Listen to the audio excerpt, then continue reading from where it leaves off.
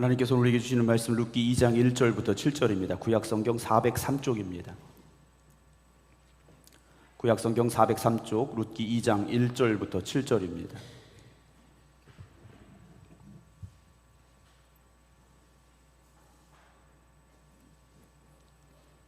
나오미의 남편 엘리멜렉의 친족으로 유력한 자가 있으니 그 이름은 보아스더라. 모압 여인 룻이 나오미에게 이르되 원하건대 밭으로 가서 내가 누구에게 은혜를 입으면 그를 따라서 이삭을 줍겠나이다 하니 나오미가 그에게 이르되 내 따라 갈지어다 하매 룻이 가서 베는 자를 따라 밭에서 이삭을 줍는데 우연히 엘리멜렉의 친족 보아스에게 속한 밭에 이르렀더라. 마침 보아스가 베들레헴에서부터 와서 베는 자들에게 이르되 여호와께서 너희와 함께 하시기를 원하노라 하니 그들이 대답하되 여호와께서 당신에게 복 주시기를 원하나이다 하니라.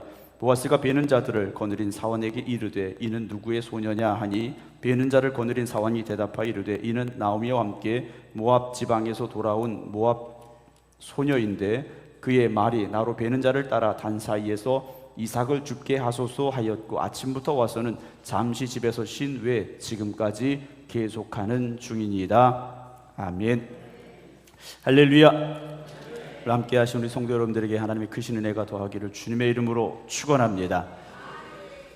룻기 1장에서 이제 엘리멜렉과 나오미, 말론과 기론 이 네 식구가 베들레헴에 기근이 와서 거기서 먹고 살기 어려우니까 먹고 살 방법을 찾아서 길을 떠나게 되죠. 그들이 찾은 그리고 결정한 방법은 베들레헴을 떠나서, 즉 유다 땅을 떠나서 요단강을 건너 동쪽에 있는 모압 땅으로 가자. 거기가 우리가 앞으로 잘 살 터전이 될 것이다 라는 희망을 가지고 재산을 다 처분해서 요단강을 건너 모압 땅으로 갔죠.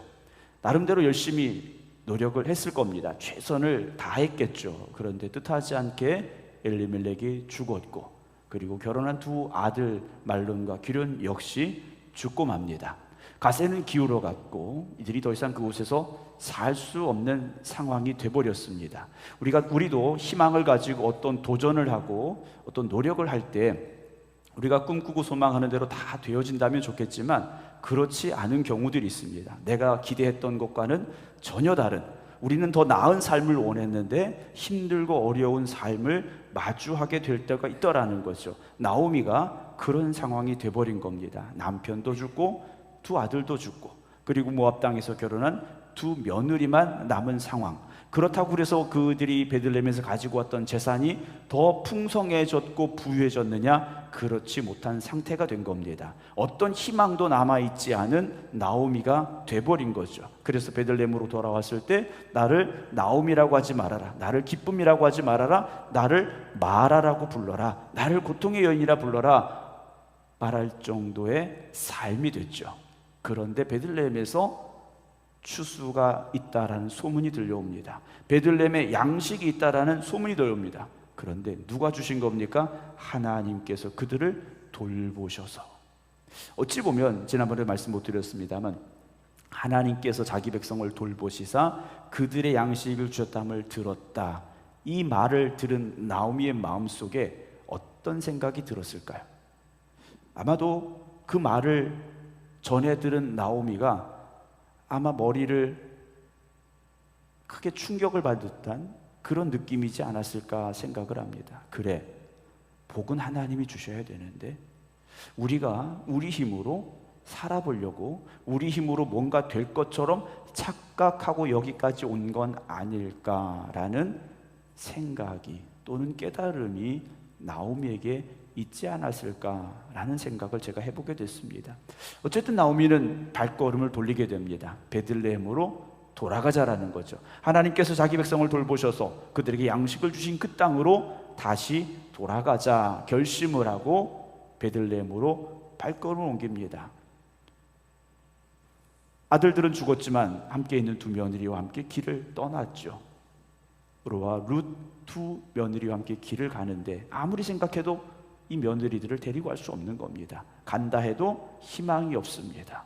간다 해도 자기들의 집도 없고 땅도 없고 아무런 희망이 없는 겁니다. 그래서 두 며느리들을 친정으로 돌려보내기 위해서 며느리들에게 말을 했죠.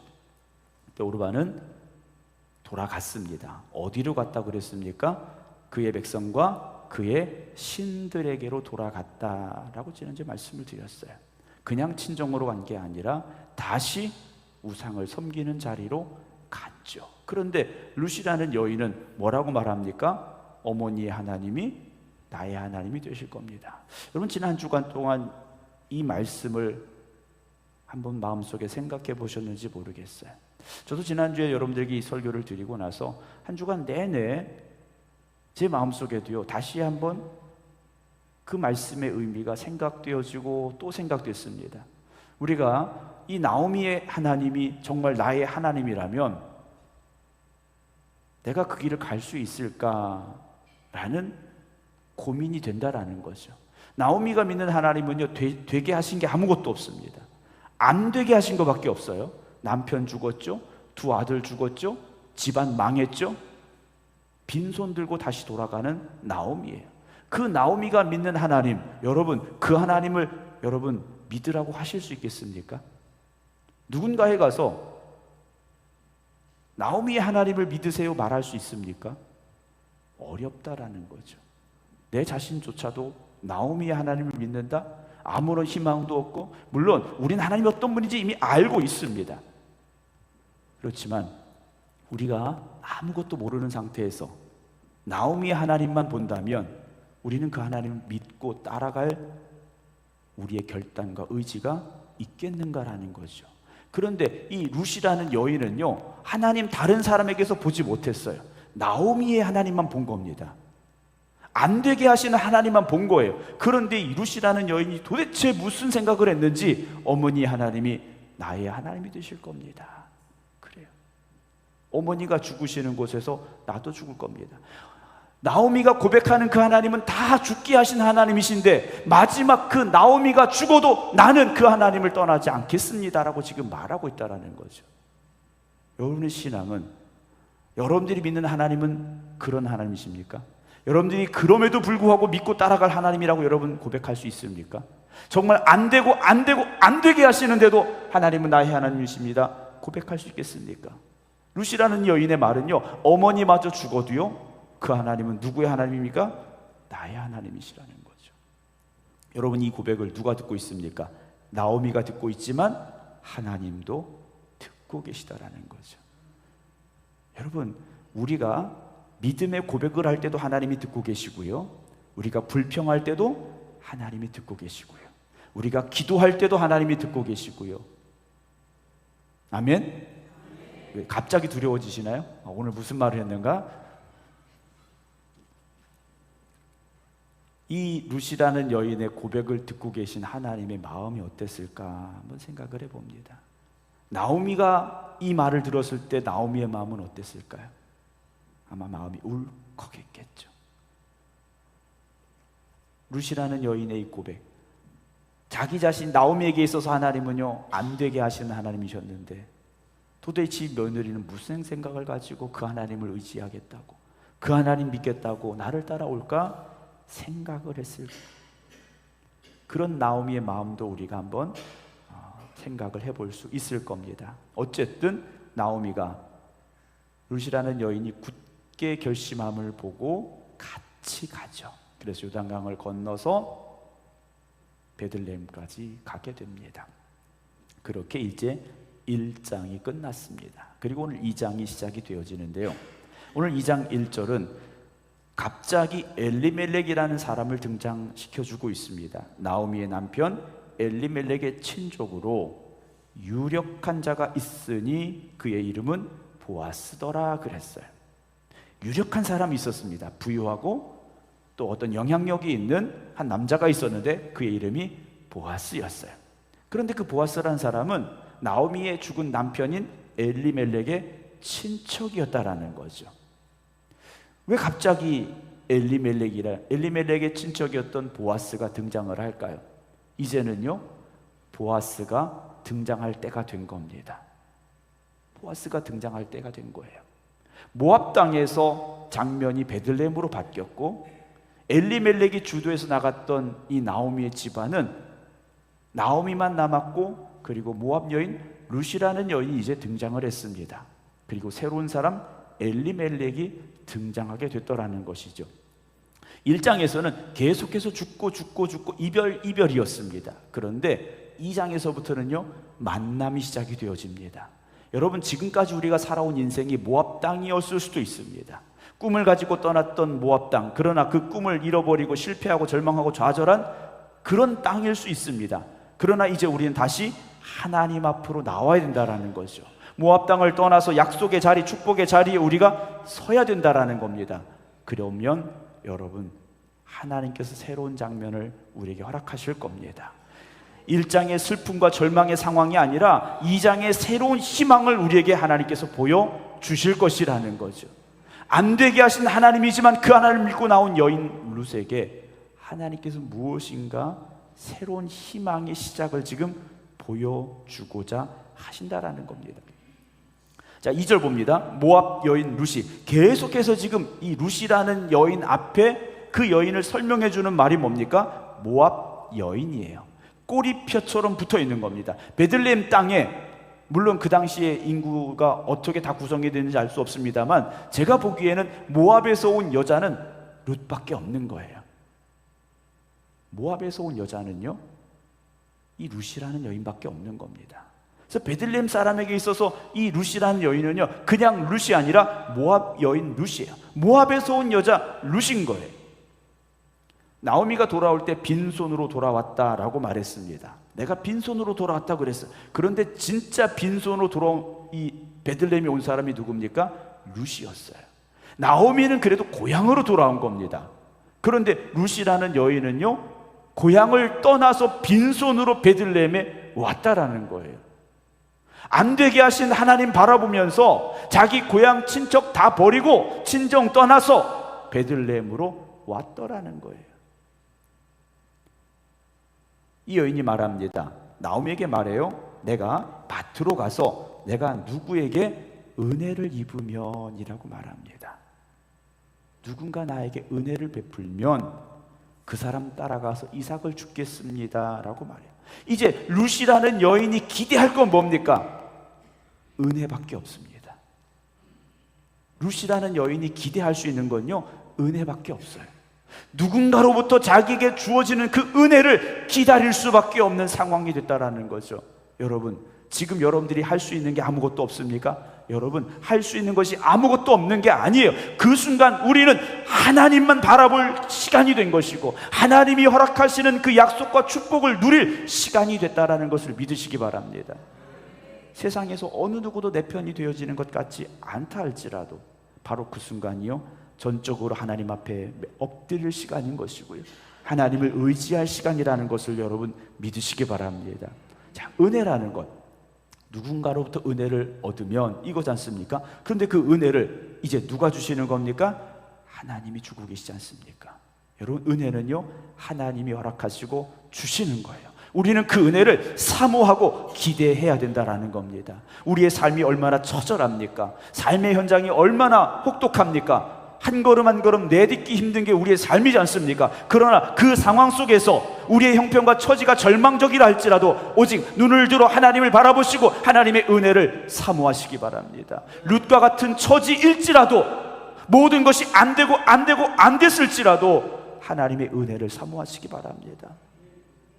룻이 고백하는 그 은혜의 하나님, 오늘 그 하나님은 여러분들에게도 동일한 은혜를 주실 줄로 믿으시기 바랍니다. 빈손입니다. 아무것도 없습니다. 하나님의 은혜 아니면 살아갈 수 없는 상황이 됐다라는 거죠. 자, 그를 따라서 이삭을 죽겠습니다. 그래서 이스라엘 백성들은요 하나님께서 명령을 내리셨어요. 추수할 때 땅에 떨어진 이삭은 그냥 내버려 두게 하셨어요. 올리브 나무를 수확할 때도 한번 지나가면 가지에 남아있는 것이 있는지 돌아보지 않게 하셨어요. 포도를 추수할 때도 땅에 떨어진 포도, 남겨진 포도는요 그냥 두고 지나가게 하셨어요. 추수가 끝난 뒤에 고아와 과부들이 와서 그 추수하고 남은 이삭을 주어서 먹고 살게 하시기 위해서 하나님께서 그렇게 추수의 법을 만드셨어요. 그래서 이삭을 줍는 사람들은 누구냐? 과부와 고아들인 거죠. 이들만이 그 이삭을 줄 수가 있어요.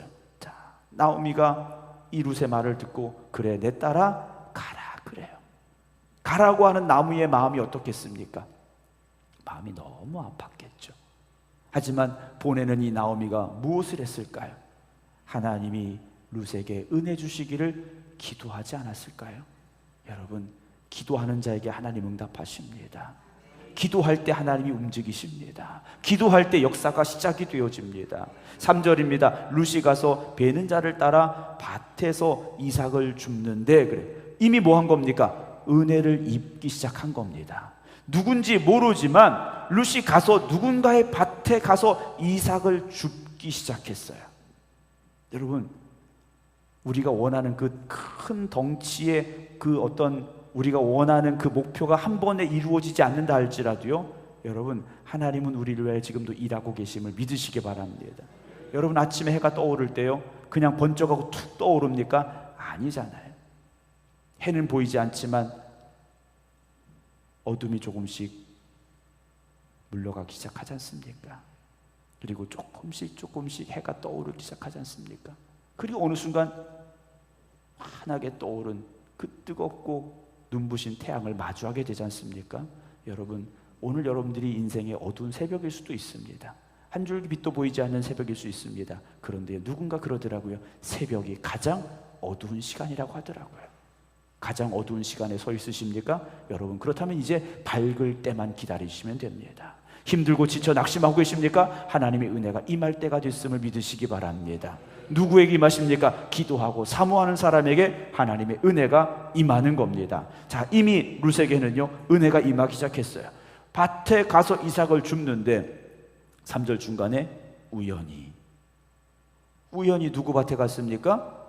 엘리멜렉의 친족 보아스에게 속한 밭에 간 거예요. 어떻게 하다 보니까 엘리멜렉의 밭에 간 거예요. 여러분, 이게 우연입니까? 이미 2장 1절에서 나오미의 남편 엘리멜렉의 친족으로 유력한 자 보아스가 있더라 라고 2장 1절에 기록해 주고 계셔요. 룻은 우연히 갔지만 그 자리에 가게 하신 것은 누구십니까? 하나님이시라는 거죠. 우연히 갔다? 여러분, 우리에게는 우연이지만 하나님에게는요 계획하심이라는 겁니다. 우리가 우연이라고 생각합니까? 하나님은 일하고 계셨더라는 거예요. 낯선 베들레헴에서 모압 땅에서 온 여인 이 룻이 빈손 들고 집에서 나갔습니다.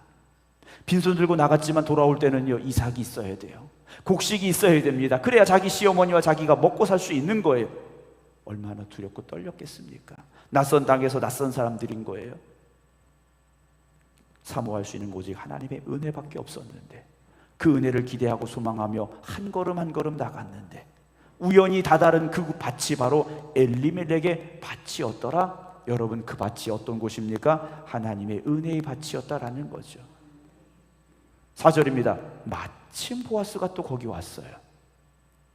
마침 보아스가 베들레헴에서부터 온 겁니다. 그러니까 베들레헴에 속한 밭이지만 베들레헴 그 동네에 있는 밭이 아니라 조금 떨어져 있는 그런 곡식을 거두는 밭이었던 것 같아요.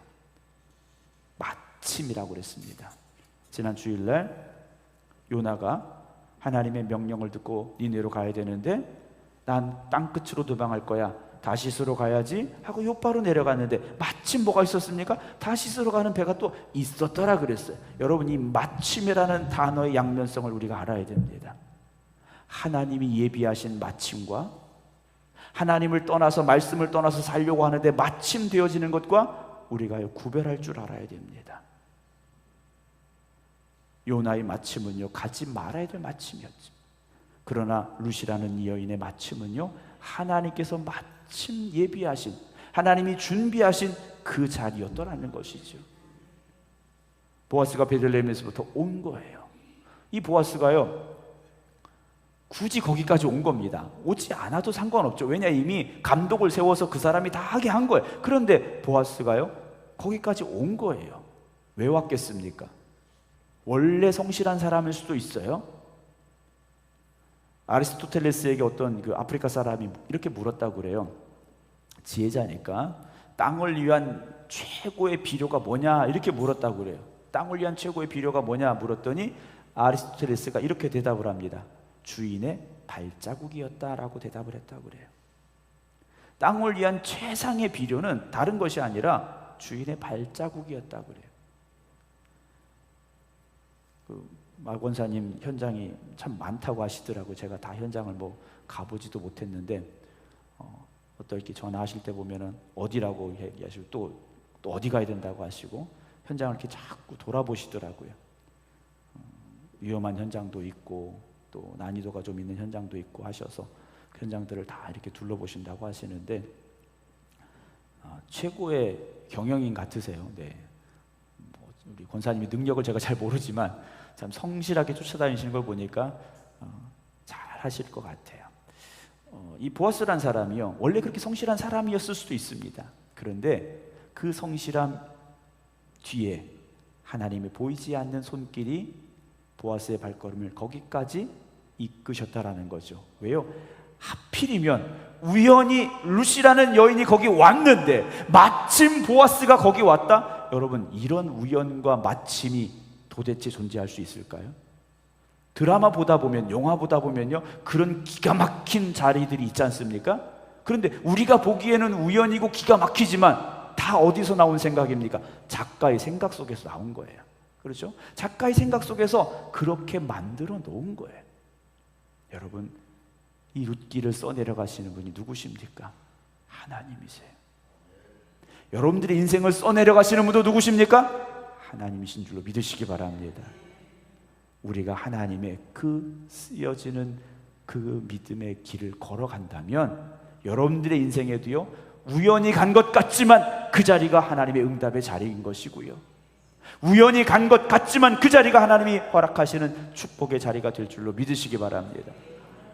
자, 왔는데요, 이 보아스가 이렇게 인사합니다. 여호와께서 너희와 함께 하시길 원하노라. 그들이 여호와께서 당신에게 복 주시길 원합니다 하며 서로 이제 축복의 인사를 했는데 5절에 보아스가 베는 자들을 거느린 사환에게 이르되 이는 누구의 소녀냐?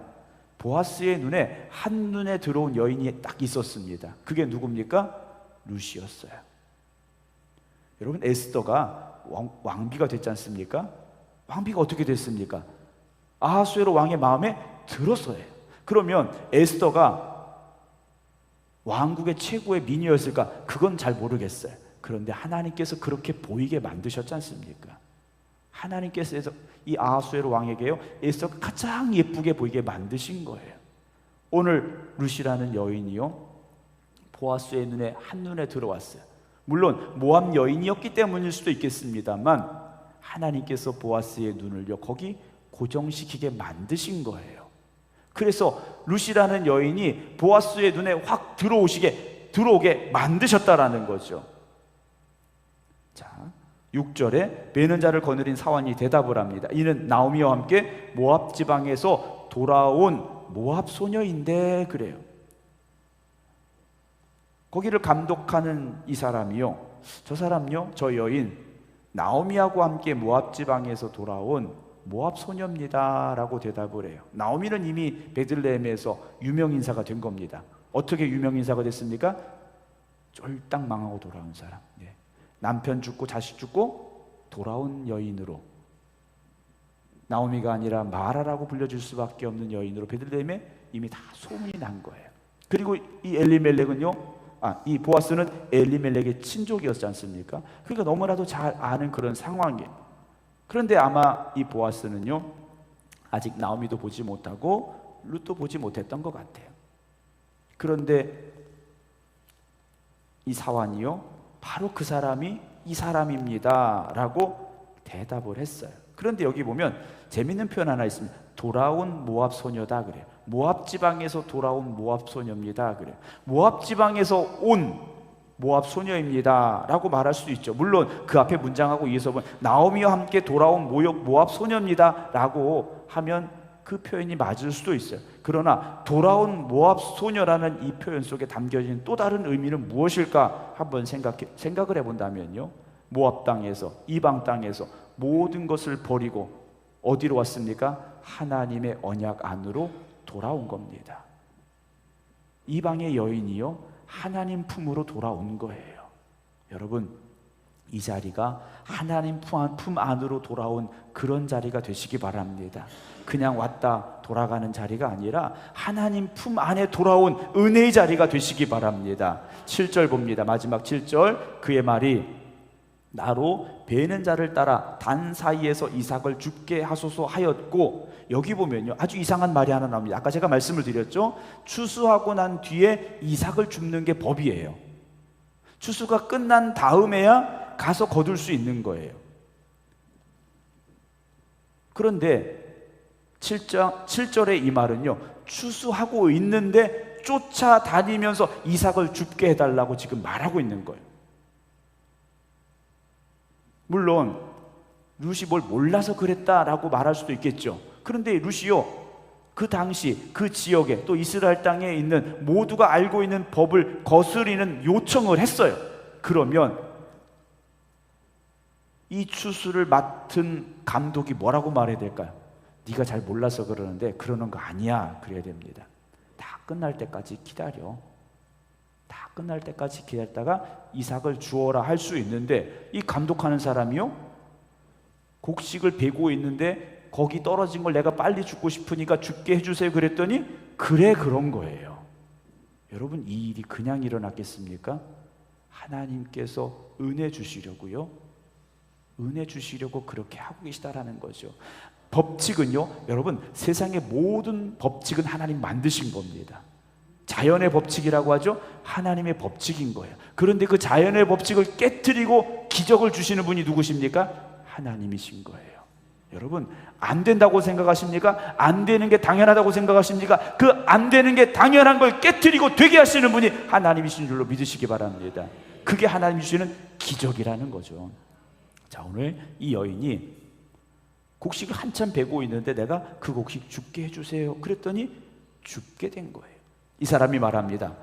이 말 안 해도 되는 말이에요. 아침부터 와서는 잠시 집에서 쉰 후에, 여기서 집이라는 건 나오미가 있는 그 집이 아닙니다. 잠깐 그늘에서 쉰 거예요. 지금까지 계속 저렇게 하고 있습니다. 그래요. 지금까지 계속해서 지금 저 이삭을 줍고 있다라고 이 사환이요, 보아스에게 말하고 있다라는 거죠.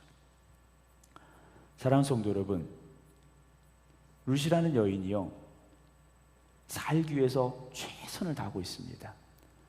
그냥 어머니 하나님이 나의 하나님이시니까 그 하나님 어떻게 하시겠지 하고 그냥 감나무 밑에 입 벌리고 앉아있는 게 아니에요. 최선을 다하고 있다라는 거죠. 최선을 다하고 있다라는 겁니다.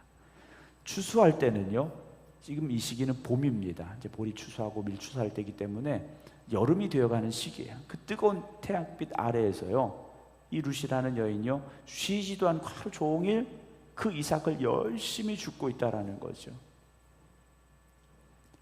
쉬지 않고 열심히 살아가는 이 여인에게 하나님이 주시는 만남이 이제 시작이 되어졌고요, 하나님께서 이 여인을 통하여 어떤 일을 이루어 가실까를 기대하게 되는 상황들을 우리가 만나게 됩니다. 사랑하는 성도 여러분, 다 우리가 복 받기를 원하죠. 그런데 그 복을 누가 주시는 겁니까? 하나님이 주셔야 됩니다. 하나님이 주시는 복을 우리가 누려야 되는 거지 않습니까? 여러분들이 서 있는 이 자리가 베들레헴이 되어져야 되고, 그곳에 하나님이 은혜 주셔야 되고, 그곳에 새로운 역사를 시작하게 하셔야 된다라는 그 사실을 잊지 마시기 바랍니다. 사랑하는 성도 여러분, 하나님이 역전시켜 주십니다. 하나님이 새롭게 하여 주시고요, 하나님께서 기적을 일으켜 주심을 믿으시기 바랍니다. 룻이라는 여인이요, 야, 내가 베들레헴 가서 보아스 만나가지고 잘 살아봐야지 온 거 아니에요.